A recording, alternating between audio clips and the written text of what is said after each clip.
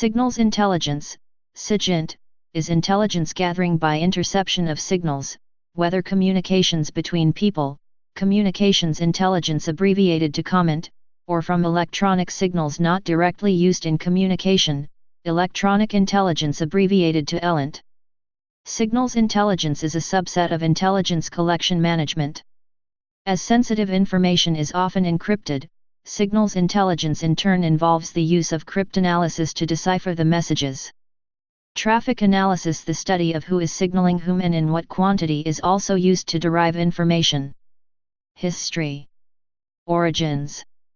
Electronic interception appeared as early as 1900, during the Boer War of 1899 to 1902. The British Royal Navy had installed wireless sets produced by Marconi on board their ships in the late 1890s, and the British Army used some limited wireless signaling. The Boers captured some wireless sets and used them to make vital transmissions. Since the British were the only people transmitting at the time, no special interpretation of the signals that were intercepted by the British was necessary.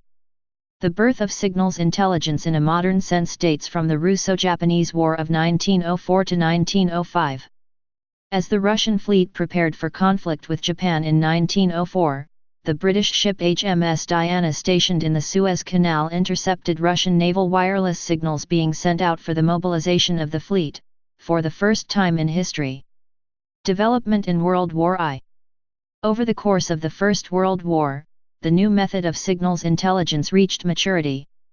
Failure to properly protect its communications fatally compromised the Russian army in its advance early in World War I and led to their disastrous defeat by the Germans under Ludendorff and Hindenburg at the Battle of Tannenberg. In 1918, French intercept personnel captured a message written in the new ADFC cipher, which was crypt-analyzed by Georges Painvin. This gave the Allies advance warning of the German 1918 spring offensive. The British in particular built up great expertise in the newly emerging field of signals intelligence and code breaking. On the declaration of war, Britain cut all German undersea cables. This forced the Germans to use either a telegraph line that connected through the British network and could be tapped, or through radio, which the British could then intercept. Rear Admiral Henry Oliver appointed Sir Alfred Ewing to establish an interception and decryption service at the Admiralty, Room 40. An interception service known as Y Service, together with the Post Office and Marconi stations, grew rapidly to the point where the British could intercept almost all official German messages. The German fleet was in the habit each day of wirelessing the exact position of each ship and giving regular position reports when at sea. It was possible to build up a precise picture of the normal operation of the high seas fleet, to infer from the routes they chose where defensive minefields had been placed and where it was safe for ships to operate. Whenever a change to the normal pattern was seen, it immediately signaled that some operation was about to take place and a warning could be given. Detailed information about submarine movements was also available. The use of radio receiving equipment to pinpoint the location of the transmitter was also developed during the war. Captain H. J. Round, working for Marconi, began carrying out experiments with direction-finding radio equipment for the army in France in 1915. By May 1915, the Admiralty was able to track German submarines crossing the North Sea. Some of these stations also acted as Y stations to collect German messages, but a new section was created within Room 40 to plot the positions of ships from the directional reports. Room 40 played an important role in several naval engagements during the war, notably in detecting major German sorties into the North Sea. The Battle of Dogger Bank was won in no small part due to the intercepts that allowed the Navy to position its ships in the right place. It played a vital role in subsequent naval clashes, including at the Battle of Jutland, as the British fleet was sent out to intercept them. The direction-finding capability allowed for the tracking and location of German ships, submarines, and zeppelins. The system was so successful, that by the end of the war over 80 million words, comprising the totality of German wireless transmission over the course of the war, had been intercepted by the operators of the Y stations and decrypted. However, its most astonishing success was in decrypting the Zimmermann telegram, a telegram from the German Foreign Office sent via Washington to its ambassador Heinrich von Eckhardt in Mexico. Post-war consolidation. With the importance of interception and decryption firmly established by the wartime experience, countries established permanent agencies dedicated to this task in the interwar period. In 1919, the British Cabinet's Secret Service Committee, chaired by Lord Curzon, recommended that a peacetime code-breaking agency should be created. The Government Code and Cipher School, GCNCS, was the first peacetime code-breaking agency, with the public function to advise as to the security of codes and ciphers used by all government departments and to assist in their provision, but also with a secret directive to study the methods of cipher communications used by foreign powers. GCNCS officially formed on November 1, 1919, and produced its first decrypt on October 19. By 1940, GCNCS was working on the diplomatic codes and ciphers of 26 countries, tackling over 150 diplomatic crypto systems. The U.S. Cipher Bureau was established in 1919 and achieved some success at the Washington Naval Conference in 1921, through cryptanalysis by Herbert Yardley. Secretary of War Henry L. Stimson closed the U.S. Cipher Bureau in 1929 with the words, "Gentlemen, do not read each other's mail." World War II. The use of SIGINT had even greater implications during World War II. The combined effort of intercepts and cryptanalysis for the whole of the British forces in World War II came under the code name Ultra, managed from Government Code and Cipher School at Bletchley Park. Properly used, the German Enigma and Lorentz ciphers should have been virtually unbreakable, but flaws in German cryptographic procedures, and poor discipline among the personnel carrying them out, created vulnerabilities which made Bletchley's attacks feasible. Bletchley's work was essential to defeating the U-boats in the Battle of the Atlantic, and to the British naval victories in the Battle of Cape Matapan and the Battle of North Cape. In 1941, Ultra exerted a powerful effect on the North African Desert Campaign against German forces under General Erwin Rommel. General Sir Claude Auchinleck wrote that were it not for Ultra, Rommel would have certainly got through to Cairo. Ultra decrypts featured prominently in the story of Operation Salam, Laszlo Almasi's mission across the desert behind Allied lines in 1942. Prior to the Normandy landings on D-Day in June 1944, the Allies knew the locations of all but two of Germany's 58 Western Front divisions. Winston Churchill was reported to have told King George VI, "It is thanks to the secret weapon of General Menzies, put into use on all the fronts, that we won the war." Supreme Allied Commander, Dwight D. Eisenhower, at the end of the war, described Ultra as having been decisive to Allied victory. Official historian of British intelligence in World War II Sir Harry Hinsley, argued that Ultra shortened the war by not less than 2 years and probably by 4 years, and that, in the absence of Ultra, it is uncertain how the war would have ended. Technical definitions. The United States Department of Defense has defined the term signals intelligence as a category of intelligence comprising either individually or in combination all communications intelligence, comment, electronic intelligence, ELINT, and foreign instrumentation signals intelligence, however transmitted. Intelligence derived from communications, electronic, and foreign instrumentation signals. Being a broad field, SIGINT has many sub-disciplines. The two main ones are communications intelligence, comment, and electronic intelligence, ELINT. Disciplines shared across the branches. Targeting. A collection system has to know to look for a particular signal. System, in this context, has several nuances. Targeting is an output of the process of developing collection requirements. 1. An intelligence need considered in the allocation of intelligence resources. Within the Department of Defense, these collection requirements fulfill the essential elements of information and other intelligence needs of a commander, or an agency. 2. An established intelligence need, validated against the appropriate allocation of intelligence resources, as a requirement, to fulfill the essential elements of information and other intelligence needs of an intelligence consumer. Need for multiple, coordinated receivers. First, atmospheric conditions, sunspots, the target's transmission schedule and antenna characteristics, and other factors create uncertainty that a given signal intercept sensor will be able to hear the signal of interest, even with a geographically fixed target and an opponent making no attempt to evade interception. Basic countermeasures against interception include frequent changing of radio frequency, polarization, and other transmission characteristics. An intercept aircraft could not get off the ground if it had to carry antennas and receivers for every possible frequency and signal type to deal with such countermeasures. Second, locating the transmitter's position is usually part of SIGINT. Triangulation and more sophisticated radio location techniques, such as time of arrival methods, require multiple receiving points at different locations. These receivers send location-relevant information to a central point, or perhaps to a distributed system in which all participate, such that the information can be correlated and a location computed. Intercept management. Modern SIGINT systems, therefore, have substantial communications among intercept platforms. Even if some platforms are clandestine, there is still a broadcast of information telling them where and how to look for signals. A United States targeting system under development in the late 1990s, PSTS, constantly sends out information that helps the interceptors properly aim their antennas and tune their receivers.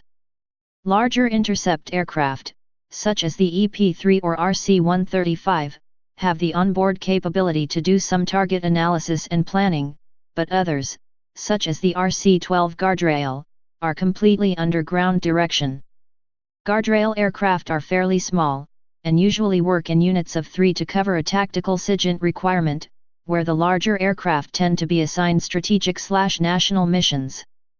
Before the detailed process of targeting begins, someone has to decide there is a value in collecting information about something. While it would be possible to direct signals intelligence collection at a major sports event, the systems would capture a great deal of noise, news signals, and perhaps announcements in the stadium. If, however, an anti-terrorist organization believed that a small group would be trying to coordinate their efforts, using short-range unlicensed radios, at the event, SIGINT targeting of radios of that type would be reasonable. Targeting would not know where in the stadium the radios might be located, or the exact frequency they are using. Those are the functions of subsequent steps such as signal detection and direction finding. Once the decision to target is made, the various interception points need to cooperate, since resources are limited. Knowing what interception equipment to use becomes easier when a target country buys its radars and radios from known manufacturers, or is given them as military aid. National intelligence services keep libraries of devices manufactured by their own country and others, and then use a variety of techniques to learn what equipment is acquired by a given country. Knowledge of physics and electronic engineering further narrows the problem of what types of equipment might be in use. An intelligence aircraft flying well outside the borders of another country will listen for long-range search radars, not short-range fire control radars that would be used by a mobile air defense.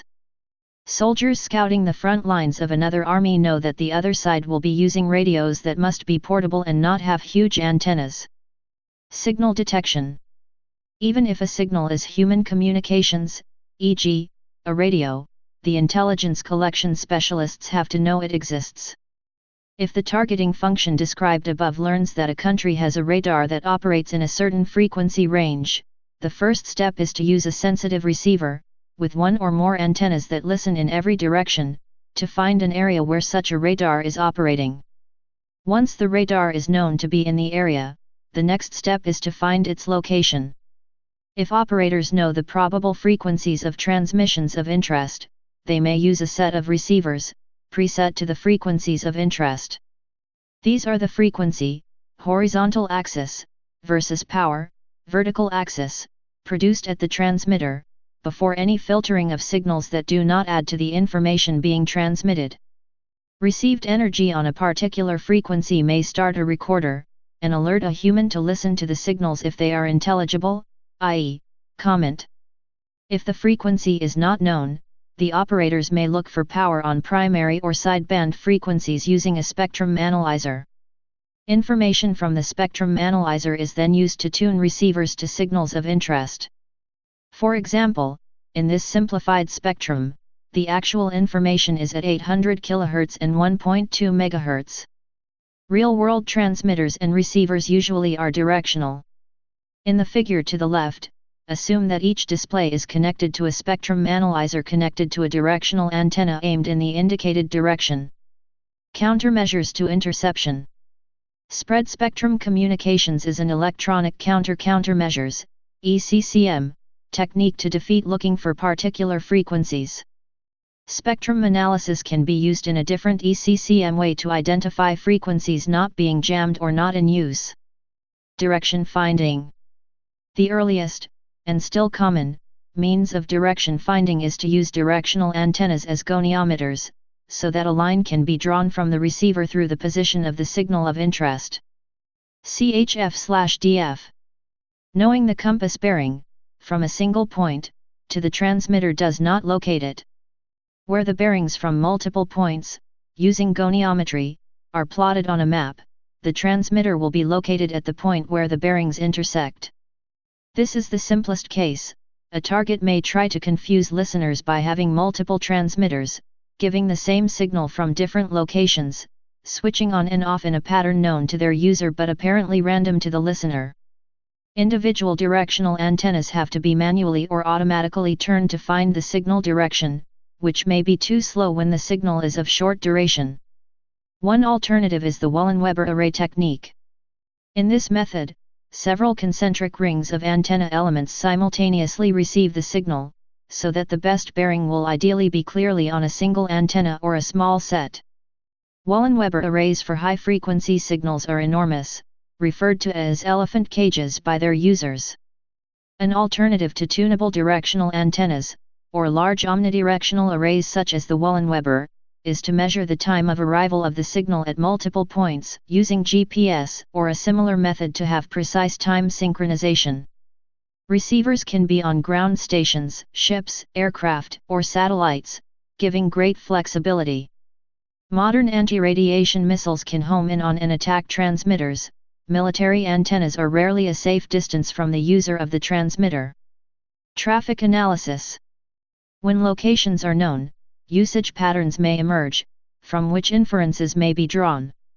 Traffic analysis is the discipline of drawing patterns from information flow among a set of senders and receivers, whether those senders and receivers are designated by location determined through direction finding, by addressee and sender identifications in the message, or even MOSINT techniques for fingerprinting transmitters or operators. Message content, other than the sender and receiver, is not necessary to do traffic analysis, although more information can be helpful. For example, if a certain type of radio is known to be used only by tank units, even if the position is not precisely determined by direction finding, it may be assumed that a tank unit is in the general area of the signal.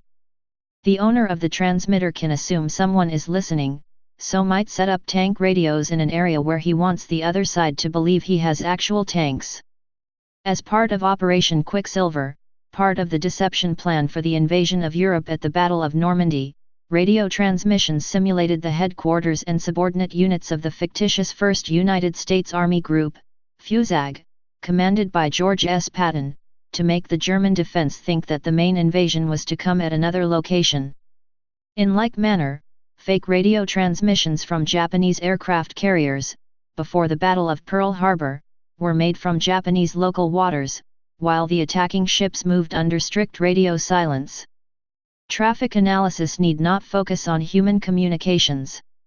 For example, if the sequence of a radar signal, followed by an exchange of targeting data and a confirmation, followed by observation of artillery fire, this may identify an automated counter-battery system. A radio signal that triggers navigational beacons could be a landing aid system for an airstrip or helicopter pad that is intended to be low profile. Patterns do emerge. Knowing a radio signal, with certain characteristics, originating from a fixed headquarters may be strongly suggestive that a particular unit will soon move out of its regular base. The contents of the message need not be known to infer the movement. There is an art as well as science of traffic analysis. Expert analysts develop a sense for what is real and what is deceptive. Harry Kidder, for example, was one of the star crypt analysts of World War II, a star hidden behind the secret curtain of SIGINT.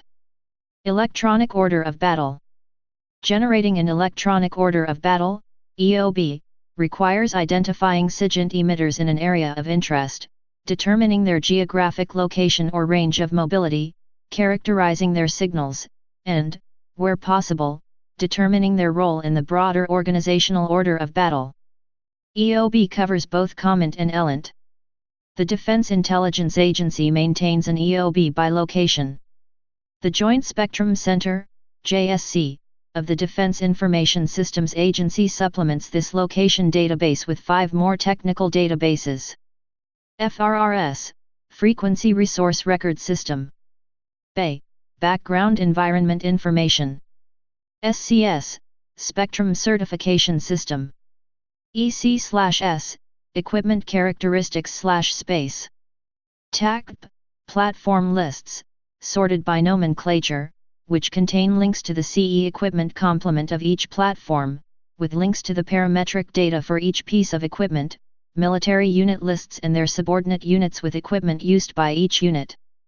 For example, several voice transmitters might be identified as the command net, i.e., top commander and direct reports, in a tank battalion or tank heavy task force.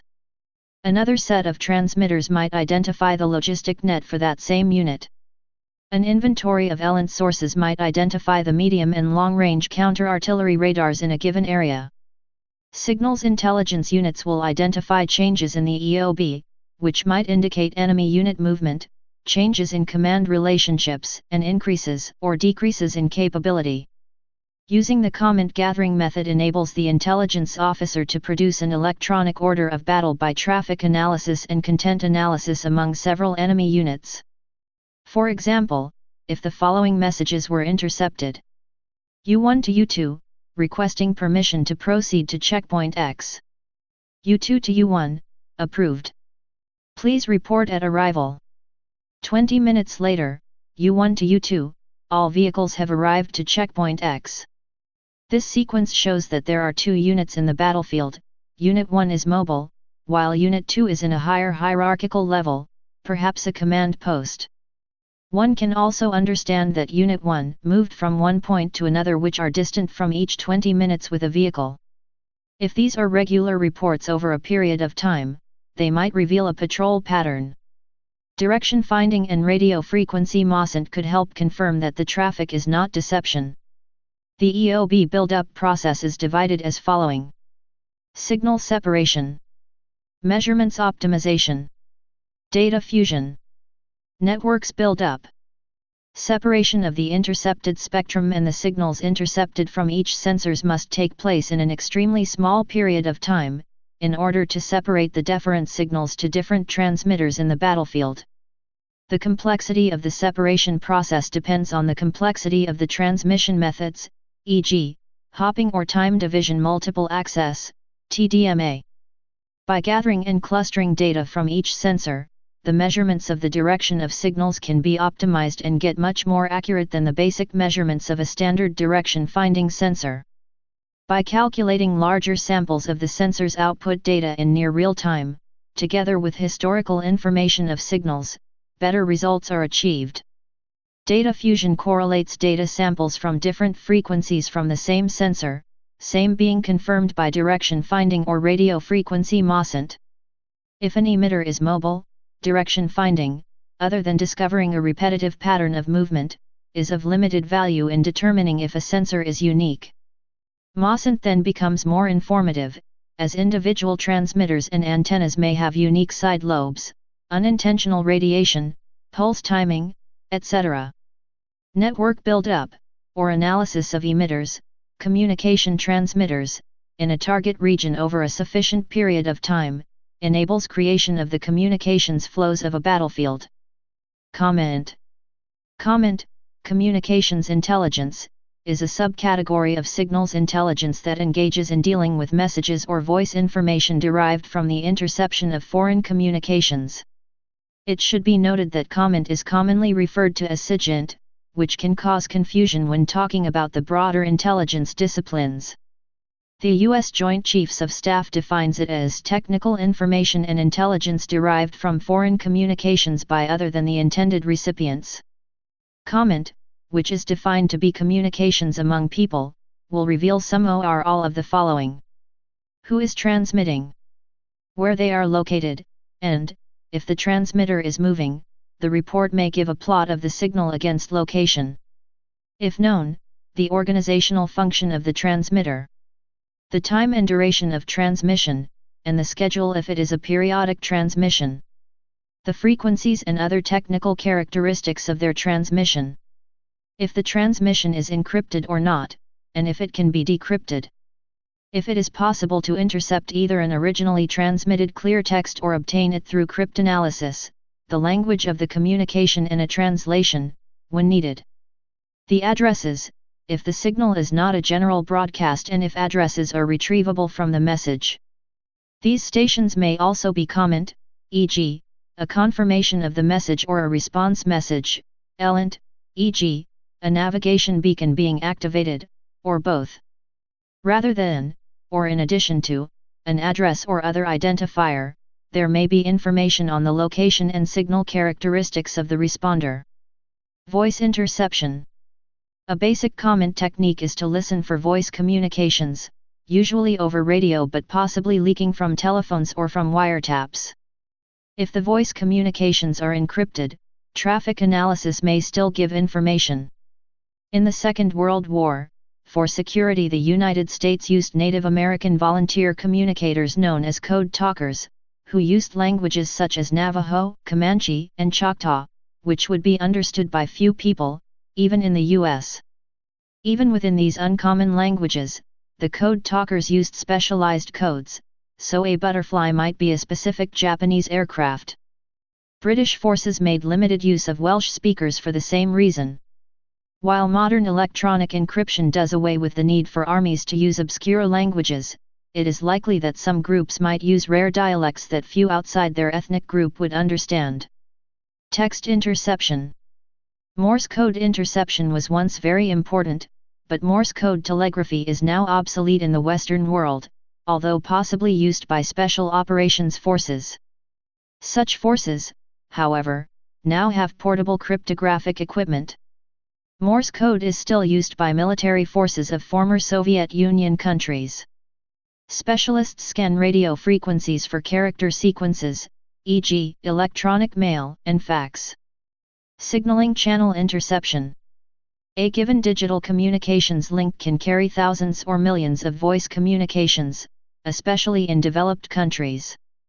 Without addressing the legality of such actions, the problem of identifying which channel contains which conversation becomes much simpler when the first thing intercepted is the signaling channel that carries information to set up telephone calls.